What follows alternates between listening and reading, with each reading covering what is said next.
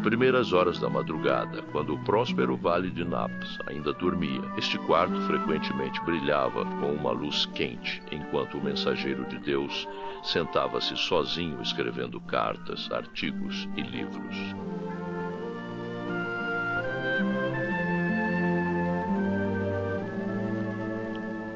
Mas e quanto a Ellen como pessoa? Como ela dedicou tão pouco de seus talentos criativos à autobiografia, os muitos aspectos de sua personalidade e estilo de vida são relativamente desconhecidos. Mas felizmente há um pequeno número de adventistas cujas memórias remontam aos primeiros anos deste século que podem dizer: sim, eu me lembro de Ellen White sur ce petit square Saturday.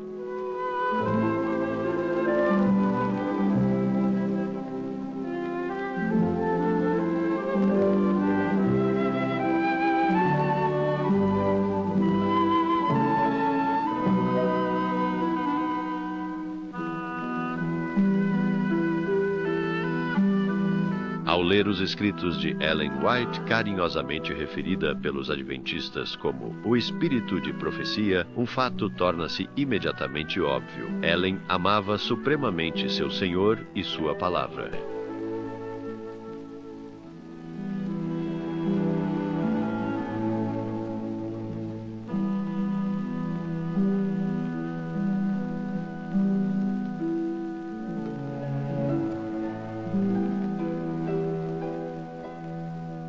Meu nome é Evelyn Grace. Eles queriam que eu tivesse as mesmas iniciais da vovó, mas não mantive o White por muito tempo.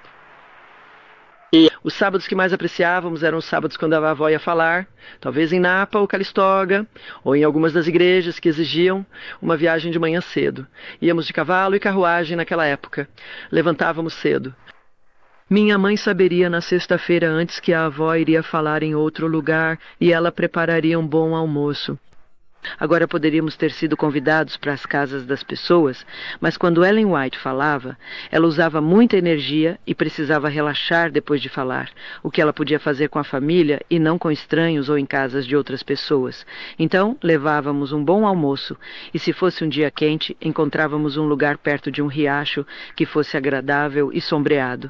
Desatrelávamos o cavalo, estendíamos nossos cobertores e colchas e almofadas, e colocávamos a toalha de mesa, e a mãe preparava um bom almoço para nós. E especialmente me lembro de ir para Healdsburg, onde a estrada era tão estreita, sabe, perto do riacho ali. A mãe nunca gostou disso. Sempre prendíamos a respiração, porque não havia como passar. Se uma equipe viesse, simplesmente não era muito bom, fazer uma equipe de cavalos dar ré em uma estrada estreita não é nada divertido. Adorávamos ouvi-la falar, e ela usava muita energia quando falava. Você não dormia quando Ellen White falava. Será tão incomum ver uma mulher naquela idade com uma voz tão maravilhosa, voz penetrante e uma voz musical, era notável. Sim, eu conheci a irmã White dessa forma. Eu a ouvi pregar uma vez e a vi, claro. Foi em Boulder, Colorado, na reunião de acampamento em 1909, em um prédio com telhado de ferro bem na base das Rochas Vermelhas ali. Fica no campus da Universidade do Colorado. E ela estava lá. Suponho que havia 200 adventistas e talvez o restante das 1.000 pessoas ou 800 pessoas eram apenas pessoas da cidade, pessoas de várias denominações que queriam ver a profetisa adventista. Posso me lembrar quando ela chegou ao local, em uma charrete puxada por 2 cavalos, e Willie White, seu filho, estava com ela, e a senhorita McInturfer, sua companheira e enfermeira. Na reunião daquela noite, ela pregou para nós. Eu estava sentado à sua esquerda, a cerca de 15 pés dela. Podia vê-la claramente, é claro, bem ali. A plataforma tinha cerca de um pé e meio de altura. E ela tinha essa Bíblia grande e grossa. Ela estava pregando fielmente, transmitindo a mensagem de Deus, e eu estava interessado. Era interessante. Ela era apenas uma querida e doce mãe ou avó cristã, dizendo-nos o que deveríamos fazer. Assim que ela começou a falar para terminar, começou a chover naquele telhado de ferro. E você pode imaginar, agora lembre-se, sem amplificadores, Naqueles dias, a menos que você levasse seu amplificador com você, e ela tinha uma voz de pregação regular, e você sabe desse tom ou voz de conversa que ela estava usando, ela passou para a sua verdadeira voz de pregação, e você podia ouvir a voz dela como um sino de prata através de toda aquela confusão causada pela chuva. Ela conseguia falar mesmo com o barulho da chuva. E então ela falou por cerca de 1 minuto, e depois ajoelhou-se para orar. Ela disse ao filho: preciso orar por nós. E ela veio para o meu lado da plataforma e ajoelhou-se para orar. Posso ouvi-la agora? Ela disse: não, Pai Nosso, mas ó meu Pai. E a partir daquele momento, foi uma comunhão pessoal entre ela e o Pai Celestial. Em apenas 1 ou 2 minutos, parecia haver um grande poder sobre aquela reunião. Agora eu senti isso. Eu era apenas um garoto, e eu era membro da igreja. Eu tinha sido batizado há cerca de 1 ano e meio e eu podia sentir aquele poder até que, finalmente, eu estava com medo de olhar para cima, com medo de ver Deus parado bem ali ao lado dela. Ela estava conversando com ele, ela tinha se esquecido completamente de nós e estava na presença do Senhor. E mais 1 ou 2 minutos se passaram e toda aquela multidão, você podia ouvi-los chorando, lamentando seus pecados. Um tremendo avivamento, realmente, um avivamento espiritual, aquele poderoso poder de Deus. Quando ela pregava, Deus a abençoava como pregadora, mas quando ela começava a orar, Ele a honrava como sua profetisa diante do povo. Nunca vou esquecer. E em um grupo, como um grupo da família, ela não falava muito, ela não dominava a sala como você poderia pensar que ela faria.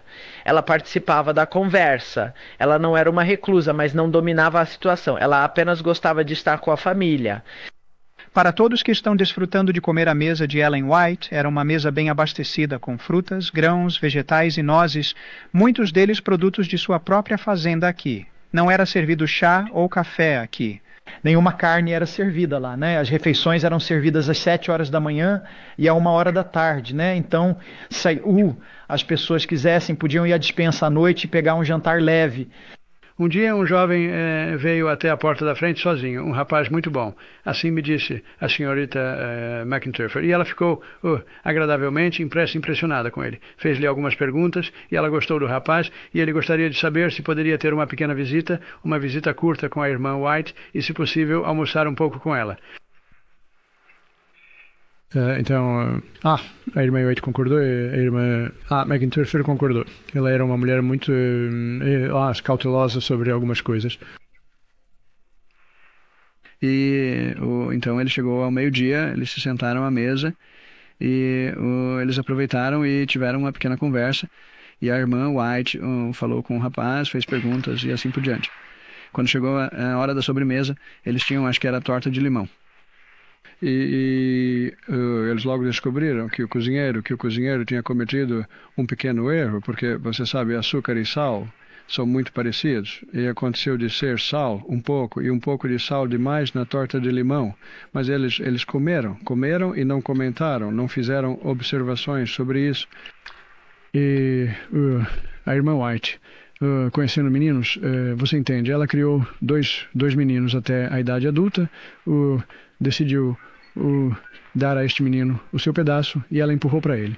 Então ele tinha 2 pedaços de torta bem salgados. E depois eles deram uma risadinha sobre isso.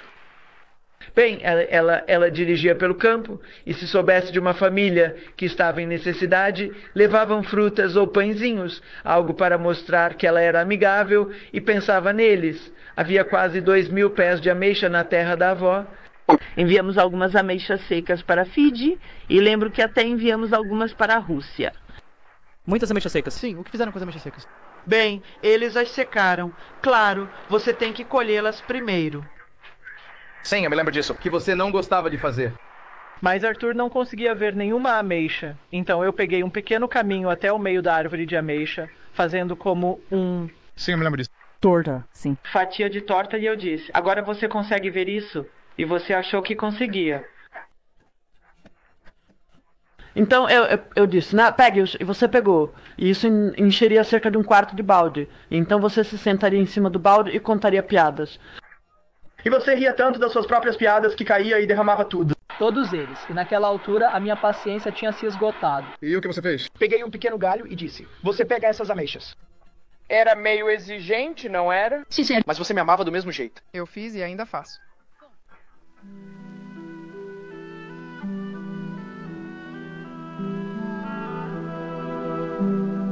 Você já se perguntou como Ellen fazia suas roupas parecerem atraentes e femininas? Fotografias do início dos anos 1900 não têm clareza suficiente para responder a tais perguntas, muito menos para revelar se o sujeito era sereno ou temperamental, sombrio ou perspicaz. Uma vez fui ousado o suficiente para perguntar se alguém aqui, senhorita McIntyre, e assim por diante já ouviu a irmã White repreender alguém.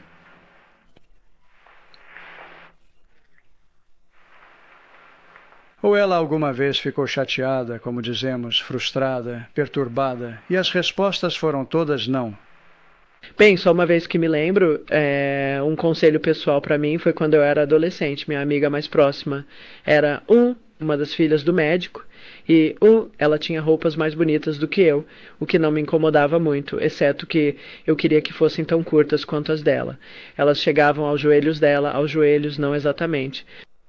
E estávamos visitando a avó, minha mãe e eu, e ela olhou para mim, e estávamos ao lado da cadeira dela, a cadeira de escrever, e ela olhou para mim e disse: May, a Grace está crescendo, os vestidos dela deveriam ser um pouco mais longos, e isso era a última coisa que eu queria. Eu queria que eles continuassem curtos, como os vestidos da minha amiga, mas eles ficaram mais longos. Ela tinha um broche de prata com uma pequena flor gravada nele e pequenos botões de prata ao redor para decorá-lo. Ela também tinha um camafeu. Ela tinha vários broches que usava. Ela não parecia ser contra como posso dizer, joias utilitárias, se é que se pode chamar assim.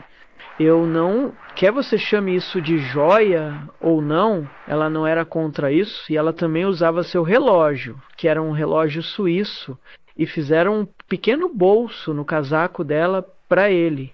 E havia uma corrente feita com o próprio cabelo dela que eles, na Suíça, teceram para ela.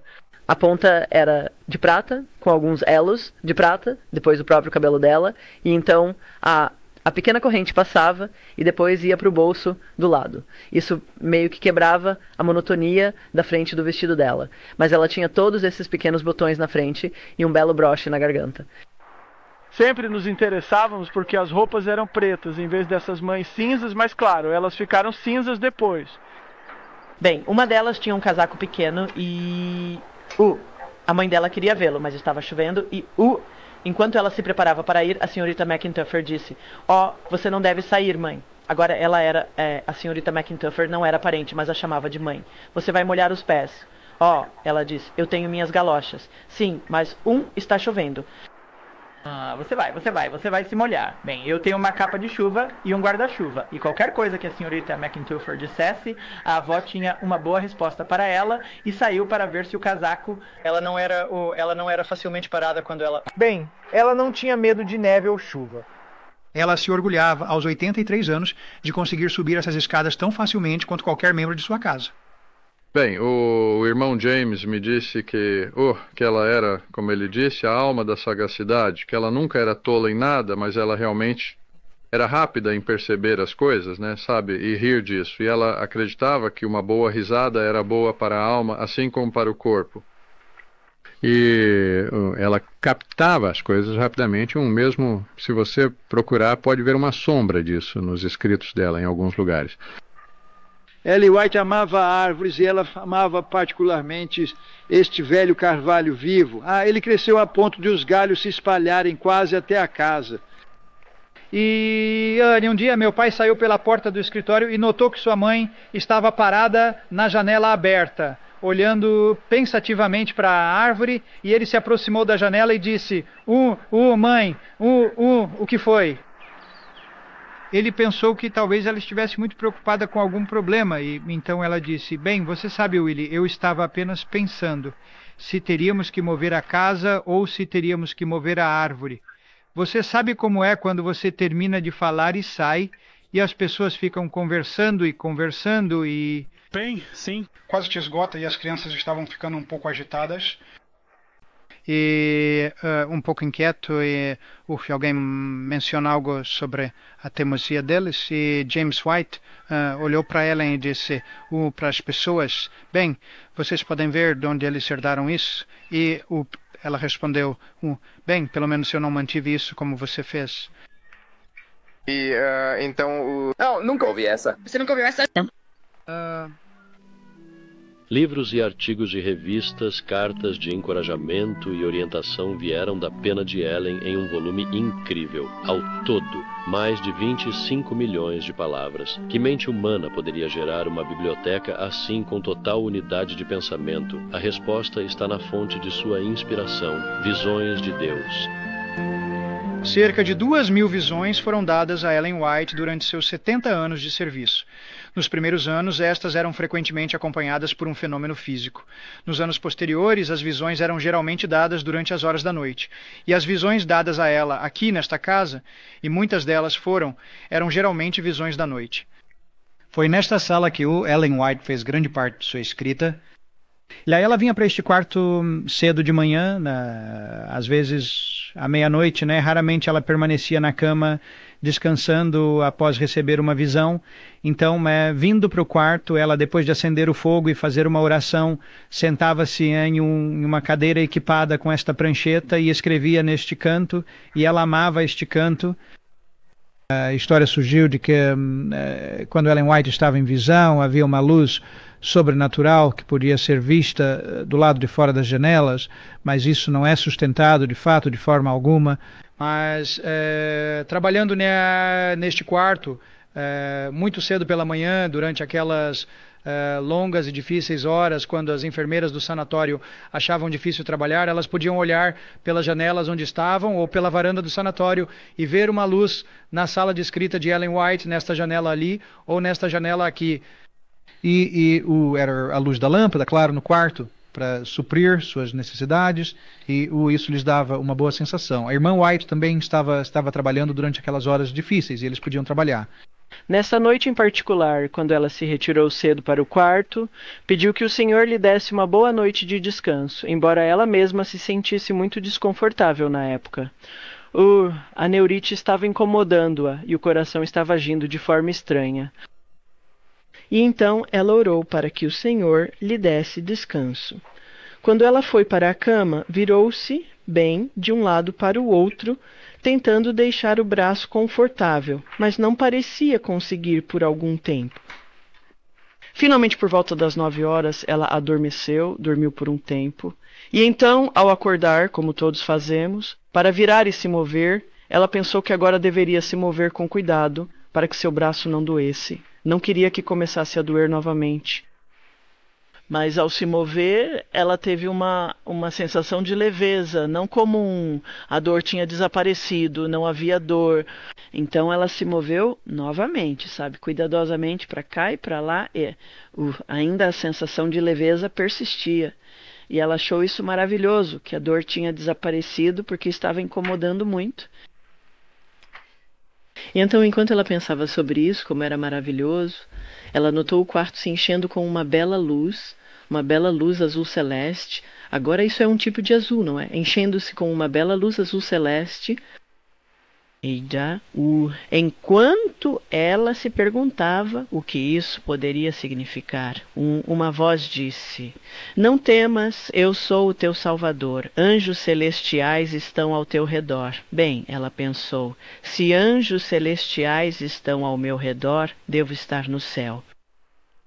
Isso é maravilhoso. Não há mais mensagens para dar, nem mais mal-entendidos para suportar. Agora posso descansar.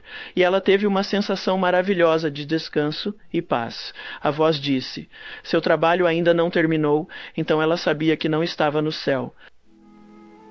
Quando pensamos em Ellen, vários títulos vêm espontaneamente à mente: mensageira, escritora, profetisa. Mas alguém diria que ela era perfeita?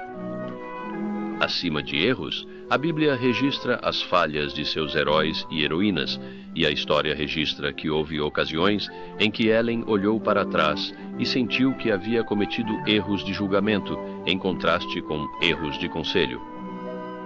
Uma vez, James e Ellen White tiraram suas fotos e Eles iam entrar no um livro, Os Eminentes Homens Autodidatas de Michigan, em 1878. Eles pagaram pelas gravuras em aço e assim por diante. Mais tarde sentiram que tinham usado dinheiro, talvez, que deveria ter sido usado de outra forma, e eles publicaram uma confissão na resenha. Por 15 anos, Ellen, seu filho Willie e a família dele viveram na cidade de Santa Helena, Califórnia. Como suas casas ficavam a apenas 3 minutos de caminhada uma da outra, as vidas de todos estavam intimamente entrelaçadas. As memórias do culto de sexta-feira à noite na casa da avó ainda são muito claras para Grace e Arthur, assim como os cultos matinais em sua própria casa. Então, geralmente, tínhamos o suficiente para cantar em partes, e Ellen White gostava muito de música. Éramos tão quietos no culto quanto éramos na igreja, nem uma palavra, e então meu pai contava histórias dos tempos antigos, ou às vezes havia um missionário que voltava e ficava durante o fim de semana, e eles nos contavam histórias sobre suas experiências. Depois do culto, cantávamos um hino, então cada um pegava sua Bíblia e estudávamos a lição da escola sabatina. Então podíamos fazer perguntas, podíamos nos mover, e cada um de nós se revezava, lendo, respondendo a uma pergunta. Assim estávamos envolvidos na atividade posterior. Depois, para os mais jovens, jogávamos jogos bíblicos, e todos nós, os adultos, jogávamos com eles. Todos fazíamos a mesma coisa juntos. Os pequenos ficavam quietos, enquanto os adultos faziam o que gostavam, e depois se juntavam às atividades que nós gostávamos. Nunca fomos empurrados para o canto, sempre fomos uma unidade, numa família, fazendo coisas juntos. Minha mãe disse ao meu pai, vamos ter um culto curto desta vez, porque está um pouco tarde e as crianças têm que ir para a escola. E eles ainda não tinham tomado café da manhã, veja. Então ele disse, meu pai é muito deliberado. Ele disse, devo ler um salmo. Então a mãe apenas se sentou. Sabe, ela vai fazer o que quiser. Então ele leu o salmo, que tem 2 versos. Tivemos um tempo maravilhoso no Natal. Nós preparamos, levou semanas preparando as coisas. Nós, crianças, na nossa casa, né? E as árvores de Natal estavam sempre na nossa casa, porque sempre havia tanta gente aqui, não havia um quarto que pudesse ser reservado apenas para uma árvore de Natal. E nós fomos para a floresta, encontramos a melhor árvore que pudemos, a mais perfeita. Levou-nos dias para procurar na floresta até encontrá-la. Podíamos atravessar a floresta da avó e também tínhamos acesso a algumas das outras que você não tem agora. E quando encontrávamos a árvore que gostávamos, marcávamos. E então, quando estava quase na época do Natal, cortávamos e trazíamos e colocávamos no quarto do 3º andar, que tinha o teto com 12 pés de altura. E a árvore ia até o teto. Quando Ellen chegou ao final de sua vida, fez tudo o que pôde para garantir que suas finanças pessoais estivessem em ordem, mas ela havia sido tão generosa que restou pouco, apesar dos consideráveis royalties de seus livros ao longo de 70 anos. Quando seu testamento foi homologado no Tribunal de Napa, um comitê de 3 homens foi designado para avaliar o valor do patrimônio. Foram os manuscritos que eles acharam mais difíceis de avaliar. Quando meu pai, W.C. White, abriu a porta do cofre e disse, bem, senhores, aqui estão os manuscritos, aqui estão os registros das propriedades dos livros, eles não sabiam o que fazer. Eles tinham que pensar em termos de por quanto você poderia vender isso amanhã em um leilão, e assim, embora fosse um investimento muito grande ali, eles simplesmente anotaram arbitrariamente $40.000. E isso com os outros ativos somava cerca de $64.000 em ativos reais e há obrigações de $96.000.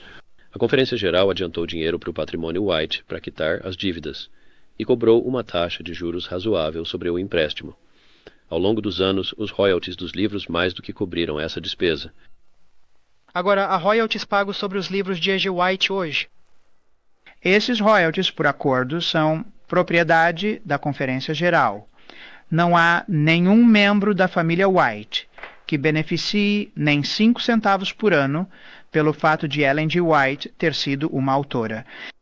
Eu tinha 7 anos quando ela morreu e realmente o evento que mais se destaca na minha mente foi a morte dela e o funeral.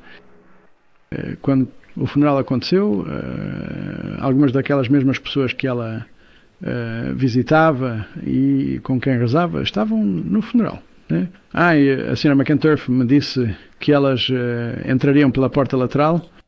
porta da casa e saiu pela sala, saiu pela porta da frente uma vez, 2 vezes, alguns deles 3 vezes, e ela os questionou sobre isso.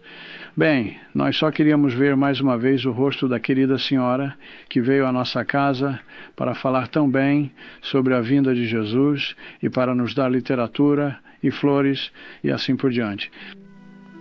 Uma personalidade de influência tão ampla e responsabilidades variadas como Ellen White dificilmente pode ser avaliada em poucas palavras, mas havia um fato que estava na base de todo o seu trabalho. Era a sua contínua dependência da Bíblia. Isso era evidente onde quer que ela falasse, desde a maior reunião campal até o culto diário em sua própria casa. Entrávamos e sentávamos quietamente e então ouvíamos pequenos passos descendo as escadas. E ela vinha e sentava nesta cadeira em que estou sentado. Aquela era a cadeira dela. E ela pegava a Bíblia, sabia exatamente o que queria ler. Não havia tempo perdido, não havia pressa nem estresse, mas ela apenas reverentemente pegava a Bíblia e lia algo que sabia que nós, crianças, gostaríamos. Agora, eu nunca me lembro dela lendo nada, além da Bíblia, durante o tempo de adoração. Durante todos os 14 anos seguintes, ou talvez 12, quando ela estava no campo aqui na Califórnia, em reuniões de acampamento e reuniões gerais aqui e ali, até mesmo em reuniões de comitê, ela carregava sua Bíblia e a usava primeiro antes de ensinar. Ela, em 1903, escreveu que pouca atenção é dada à Bíblia e o Senhor deu uma luz menor para guiar homens e mulheres à luz maior. Ela conhecia sua Bíblia e a utilizava, e a aceitava como a principal fonte de luz. Mas, comprometido na Bíblia, o Senhor deu visões nos nossos tempos para nos guiar a essa palavra e nos ajudar a aplicar seus princípios. Sempre que ouço alguém dizer algo assim, sim, a irmã White fez no passado um grande trabalho. Eu invariavelmente digo, meu amigo, a irmã White não só fez um grande trabalho, mas está fazendo um trabalho ainda maior hoje. Mas ela havia escrito, quer a minha vida seja poupada ou não, meus escritos falarão constantemente, e seu trabalho continuará enquanto o tempo durar. Através das memórias dos contemporâneos de Ellen, emerge o retrato de uma encantadora mulher cristã. Alguém que era calorosa em seus contatos pessoais, sempre atenciosa com os sentimentos dos outros. Alguém que tinha um aguçado senso de humor e se orgulhava de subir as escadas de sua casa sem ajuda, mesmo aos 80 anos de idade. Alguém que estava sempre pronta para ajudar um vizinho, generosa e cheia de fé na obra do Senhor, econômica e trabalhadora em sua própria casa, mas, acima de tudo, totalmente comprometida com sua tarefa como mensageira do Senhor e totalmente convicta de seu retorno iminente. Ela está em descanso há algumas décadas, mas seus escritos continuam a falar.